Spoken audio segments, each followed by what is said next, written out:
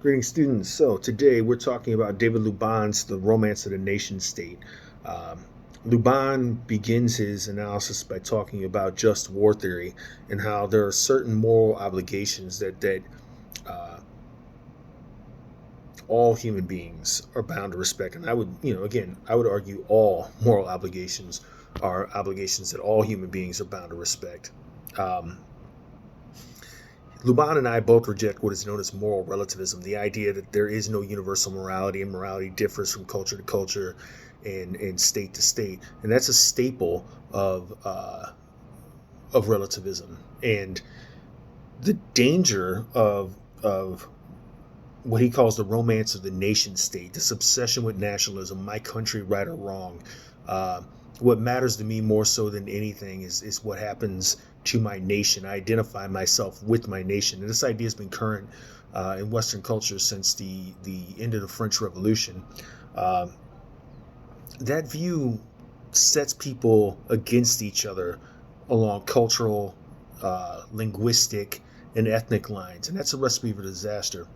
And that's what Luban's referencing here on page 632 when he tells us the violence of modern nationalism and its indifference to basic human rights arises, I believe, from the conviction that the only right which matters politically is the right to a unified nation state.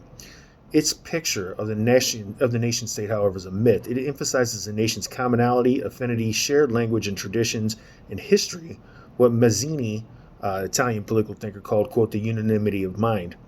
The picture, however, glosses over intramural class conflict, turmoil, violence, and repression.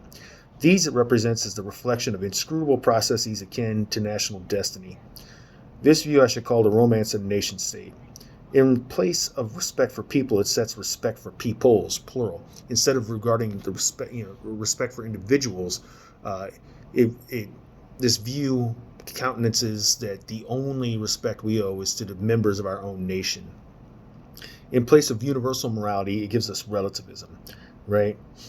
So he points out, he being Luban, points out five aspects of this that he thinks, this being, again, this romance of the nation state, um, that are nicely encompassed in Michael Walzer's article on this matter. And Walzer has these 5 points. One, nations are comparatively self-enclosed. Two, the state is constituted by the union of people and government. Three, that the political and moral status of a nation is aptly characterized by the metaphor of the social contract.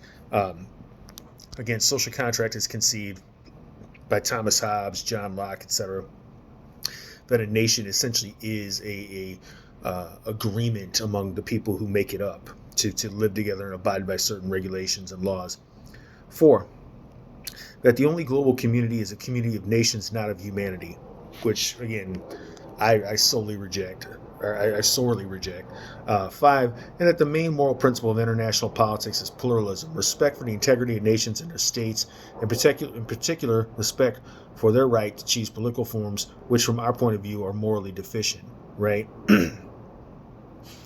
As Luban points out, this is what you might call a molecular theory of world politics. Right? Nation states are self-contained and are units of moral regard. Right? But again, this if we grant this, what we're saying is that there is no critique we can make of, say, the Taliban's treatment of women or tolerance for slavery in certain societies. We can't make a critique of that.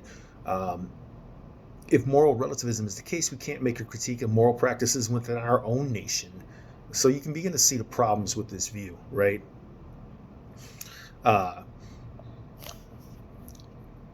The controversial thesis of Walzer's essay, Luban writes, is this. Walzer believes that states which oppress their people may, nevertheless, be considered legitimate in international society as long as they do not fall under what he calls the rules of disregard. Intervention is allowable in a nation when a national minority is seceding from it, when a foreign power has intervened in a civil war is fighting, or when it is massacring, enslaving, or expelling large numbers of people. In these instances, Walzer argues, the absence of fit between a government and a community is radically apparent. The rest of the time, we are obliged to act as if states are legitimate. But is it really a legitimate state if it's practicing